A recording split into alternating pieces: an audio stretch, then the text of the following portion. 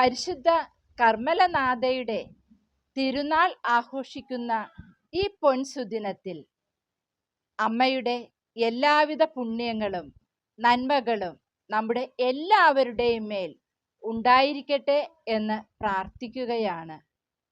സ്നേഹം നിറഞ്ഞവരെ, ഒത്തിരി സന്തോഷത്തോടെയാണ് കർമ്മലനാഥയുടെ തിരുനാൾ ആഘോഷിക്കുന്ന ഈ പൊൻസുദിനത്തിൽ നിങ്ങളുടെ മുന്നിൽ നിൽക്കുന്നത്. സന്തോഷത്തിന്റെ കാരണം എന്താണെന്ന് അറിയോ? കാർമൽ യൂത്തിലാണ് ഞാനിപ്പോൾ നിൽക്കുക. ഈ കാർമൽ യൂത്തിനെ നിങ്ങളെ പരിചയപ്പെടുത്താം. കുറച്ച് ദിവസങ്ങളായുള്ളൂ ഈ കാർമൽ യൂത്തിനെ ഞാൻ പരിചയപ്പെട്ടിട്ടുള്ളത്. ഈ കാലഘട്ടത്തിൽ ഈശോയോട് ചേർന്ന് നിന്നുകൊണ്ട് കാർമലിന്റെ ചൈതന്യം മുറുകെ പിടിച്ചുകൊണ്ട് നിൽക്കുന്ന, പ്രവർത്തിക്കുന്ന ശക്തമായ ഒരു യൂത്തുണ്ട്. 450ഓളം അംഗങ്ങളുള്ള ഒരു കാർമൽ യൂത്ത് വിങ് ഇവിടെയുണ്ട്. ഇന്ന് അതിൽ ഏതാനും ചിലർ മാത്രമേ എൻ്റെ കൂടെയുള്ളൂ. ഇപ്പോൾ ഇവരുടെ ജീവിതം എന്നെ ഒത്തിരിയേറെ ആകർഷിച്ചു. ഇവരുടെ പ്രവർത്തനങ്ങൾ, യേശുവിന് വേണ്ടിയുള്ള ഇവരുടെ തീക്ഷ്ണത പറയാൻ വാക്കുകളില്ല. അത്രയേറെ തീക്ഷ്ണതയോടെയാണ് ഈ കുഞ്ഞുമക്കൾ ജീവിക്കുക. ഈ യൂത്ത് നമുക്ക് ഒരു മാതൃകയാണ്, ലോകത്തിന് ഒരു മാതൃകയാണ്, മറ്റുള്ളവർക്ക് ഒരു മാതൃകയാണ്. ഈ യൂത്തിനെ നമുക്ക് പരിചയപ്പെടാം. ഇവരെല്ലാവരും വചനത്തില് ആഴമായ ജീവിതം നയിക്കുന്നവരാണ്. ഇവരുടെ വചനങ്ങൾ നമുക്ക് ശ്രവിക്കാം. 2 മക്കബായർ 3:39 സ്വർഗസ്നായ ദൈവമാണ് അവനെ കാക്കുന്നതും അതിന് സഹായം എത്തിക്കുന്നതും അതിനെ ഉപദ്രവിക്കുന്നതിനും അവിടെ നിന്ന് പ്രഹരിച്ച് നശിപ്പിക്കും. ഞാൻ എന്തുകൊണ്ട് ഈ വചനം പറഞ്ഞെന്ന് പറയുമ്പോൾ, എൻ്റെ ലൈഫിൽ ഒത്തിരി മാറ്റങ്ങൾ സംഭവിച്ച, വലുതായിട്ട് സ്പർശിച്ച ഒരു വചനമാണ്. കാരണം മാംസം ധരിക്കുക എന്ന് പറയുമ്പോൾ വചനം ആർക്കും ആ ഒരു യഥാർത്ഥ ഒരു ബോധ്യമില്ല. വചനം എന്ന് പറയുമ്പോൾ നിസ്സാരമായിട്ടാണ് കരുതുന്നത്. പക്ഷെ എൻ്റെ ലൈഫിൽ ഈ ഒരു വചനം മാംസം ധരിച്ചിട്ടുണ്ട്.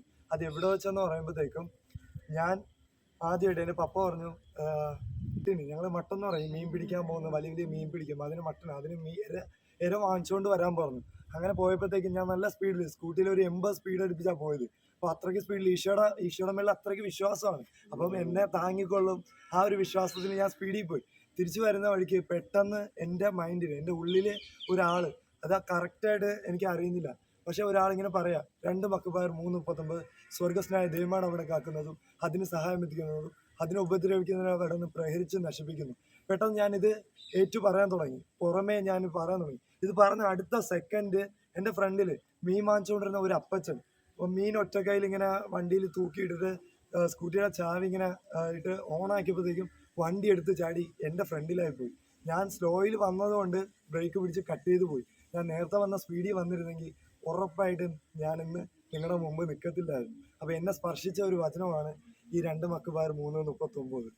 സങ്കീർത്തനം 23:1 കർത്താവാണ് എന്തിനെ, എനിക്കൊന്നും കുറവുണ്ടാകില്ല. എൻ്റെ ലൈഫിൽ ഞാൻ ഇപ്പം എന്ത് ചൂസ് ചെയ്താലും ഞാൻ ദൈവത്തിൽ വന്ന ശേഷം എനിക്കൊരു കുറവുണ്ടായിട്ടില്ല. പിന്നെ അതേപോലെ എന്നെ ഏറ്റവും കൂടുതൽ സംരക്ഷിക്കുന്ന ഒരു വചനമുണ്ട്, സങ്കീർത്തനം 91.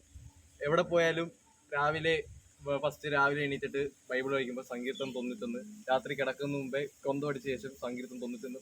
കാരണം കുറേ അപകടങ്ങളിൽ നിന്നും കുറേ പ്രതിസന്ധികളിൽ നിന്ന് ദൈവം എന്നെ സംരക്ഷിച്ചിട്ടുണ്ട്. ആ വചനം ചൊല്ലുന്ന ദിവസമല്ല. ഈ രണ്ട് വചനമാണ് എൻ്റെ ലൈഫിൽ ഏറ്റവും കൂടുതൽ ദൈവത്തിന്റെ സ്നേഹവും കരുതലും അറിയാൻ സഹായിച്ച 2 വചനങ്ങൾ. യെശയ്യാ 54:17 കർത്താവ് അരുളി ചെയ്യുന്നു, നിന്നെ ഉപദ്രവിക്കാൻ ഉണ്ടാക്കുന്ന ഒരു ആയുധവും ഫലപ്രദമാവുകയില്ല, നിനക്കെതിരെ വിധി പ്രസ്താവിക്കുന്ന എല്ലാ നാവുകളെയും നീ കണ്ടിക്കും. ലൂക്കാ 1:35 പരിശുദ്ധാത്മാവ് നിന്റെ മേൽ വരും, അത്യുന്നത ശക്തി നിന്റെ മേൽ ആവസിക്കും. ആമേൻ. യെശയ്യാ 41:10 ഭയപ്പെടേണ്ട, ഞാൻ നിന്നോട് കൂടെയുണ്ട്, സംരംഭിക്കേണ്ട, ഞാനാണ് നിന്റെ ദൈവം. കർത്താവിനെ അറിഞ്ഞ ശേഷം ഓരോ സമയം ഞാൻ ഓരോ പ്രതിസന്ധി ഘട്ടങ്ങളിൽ ഇരിക്കുമ്പോൾ എനിക്ക് കൂടുതലായിട്ട് വരുന്ന ഒരു വചനമാണിത്. ഞാൻ എപ്പോഴും നിരാശപ്പെട്ട് ഇനി മുന്നോട്ട് എൻ്റെ പഠന മേഖലയിലായിരുന്നാലും കുടുംബത്തിൻ്റെ ഓരോ പ്രശ്നങ്ങളിലായിരുന്നാലും ആലോചിച്ച് തളർന്നിട്ടുള്ള ഓരോ സമയങ്ങളിലും കർത്താവ് എനിക്ക് തന്ന ഒരു വചനമാണിത്. ഭയപ്പെടേണ്ട എന്ന വാക്ക് ബൈബിളിൽ 365 പ്രാവശ്യം ചൊല്ലുന്നുണ്ട്. എന്ന് വെച്ചാൽ ഒരു വർഷത്തിൽ ഓരോ ദിവസവും ഭയപ്പെടേണ്ട എന്ന് കർത്താവ് നമ്മളോട് പറയുന്നുണ്ട്. അത്രയും ഒരു ഉറപ്പ് തരുന്ന ദൈവമാണ്. അപ്പോൾ പിന്നെ എന്തുകൊണ്ട് നമ്മൾ ഓരോ പ്രതിസന്ധി ഘട്ടങ്ങൾ വരുമ്പോൾ നമ്മൾ ഭയന്ന് പിറകോട്ട് പോകണം? കർത്താവ് നമ്മുടെ കൂടെ ഉണ്ടെന്ന് ഉറച്ച് നമുക്ക് വിശ്വാസം തരുന്ന ഒരു വചനം തന്നെയാണ്. അതുകൊണ്ട് ഞാൻ എൻ്റെ ദൈവത്തിൽ വിശ്വസിക്കുന്നു. ഏതൊരു പ്രതിസന്ധി വന്നാലും ഞാൻ ഒരിക്കലും തളരുകയില്ല, തകരുകയില്ല. എൻ്റെ സൃഷ്ടാവായ കർത്താവ് എപ്പോഴും അവൻ്റെ ഉള്ളം കയ്യിൽ എന്നെ താങ്ങി നിർത്തുന്നതാണ്. ആമേൻ. ഒരിക്കൽ കൂടി എല്ലാവർക്കും തിരുനാൾ ആശംസകൾ.